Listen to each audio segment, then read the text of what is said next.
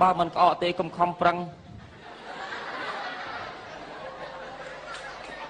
ឈឺជើងឈឺចិត្តឈឺខ្លួនឈឺទាំងបេះដូងទៀតពុកមានបេះដូងដែរបើពុកគ្មានបេះដូងអញរស់កើតអីកូនប្រុសបាទពុកកូនអាណិតពុកអត់កូនអាណិតពុកកូនស្រឡាញ់ពុកអត់ស្រឡាញ់ប៉ុណ្ណាស្រឡាញ់ធំស្មើមេឃពេលពុកស្លាប់ទៅតើកូនស្លាប់ជាមួយពុកអត់ព្រោះហេតុអ្វីតើចាញ់គេចាញ់កាលណាចាញ់ចូលឆ្នាំគីឡូលេខ5ទឹកលិចអស់ក្រៅក្នុងក្រៅរហូតអញ្ចឹងពុកស្លាប់ទៅនៅឋានរក់អបសុកស្លាប់ហើយមិនអបសុកទេពុកក្នុងមួយថ្ងៃយ៉ាងហោចណាស់ក៏យំរិចវាយពុក1000ពាត់ដែរ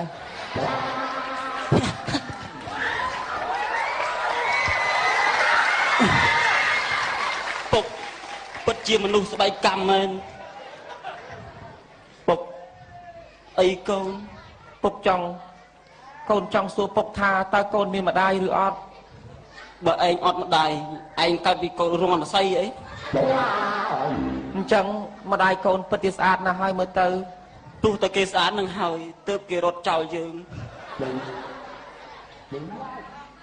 ទុកឲ្យយើងពីអ្នកឪពុកកូនរស់កំសត់ស៊ីអត់ស៊ីឃ្លានថ្ងៃណាក៏ពងទាថ្ងៃណាក៏ត្រីខយូរទៅមុខពុកដូចខែមរៈហើយ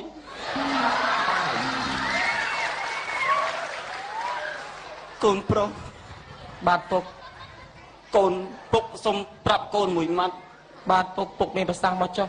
ពុកចង់ប្រាប់កូនថាកូនស្អុយមាត់ណាស់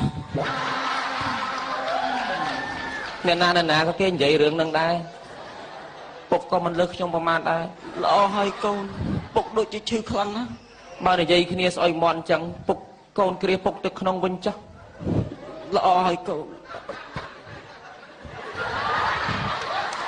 នេះពិតចំជាកូនល្អមែន